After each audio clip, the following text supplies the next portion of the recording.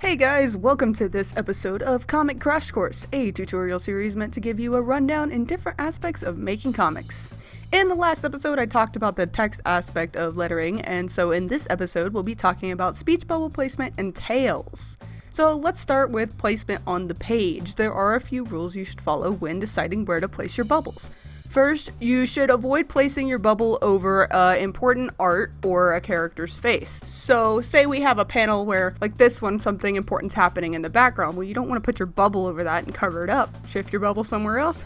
Boom, we're good. So in order to avoid this, I find it helpful to plan your bubble placement early on so that you know you'll have enough space in your panel for the bubbles. So next, you want to avoid your bubbles creating a tangent between like the panel border or any of the art, like here or here.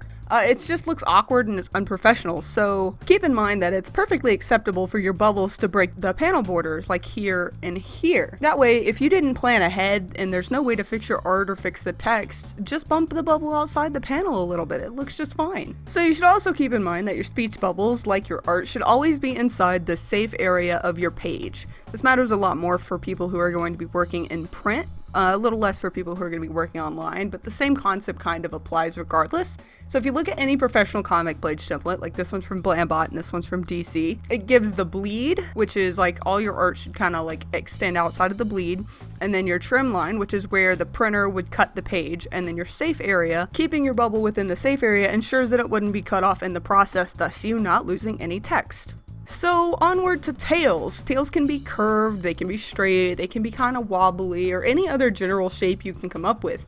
That's up to you and how you want your character to deliver the lines. So a straight tail might mean that somebody's talking very sharply or direct. A wobbly tail would mean that maybe they're talking meekly or they're sighing or indicate, oh, I need some help. It all depends on your style and desired interpretation of the delivered dialogue. The tail should always indicate which character is talking. Typically you want it pointed towards like the mouth or the general head area. Both are pretty much acceptable, but you don't want it pointed towards like their hand or their stomach or their butt or something like that. You want to also avoid stabbing your characters in the face with the tail of the balloon because it creates unnecessary tension, and that's something that I've had trouble with in the past. So kind of just keep it just a little bit outside the range of their face, but still obvious who is talking and delivering the lines. As far as thought bubbles go, they can just point generally towards the head because you're not saying those lines, you're thinking them. So the last thing to remember about the tails is that they shouldn't cross. So there are a couple of ways to avoid this. One is if they are crossing, just kind of change the direction that the tails are going to make it obvious that they don't cross. But the best way to avoid it is just to make sure whatever character is talking first is the first one that you see on the page. So in this situation, it would be better for just this balloon to be her dialogue and this balloon to be his dialogue. So if you have to rewrite, that's fine. But if you don't have the luxury of rewriting, then the easiest way is just to direct the tail around the other bubbles. And here's an example of that in action because I didn't plan this one ahead quite as well as I thought I had. Anyway, I think that's a good place to leave off. The next episode will cover how these things help the flow of your page.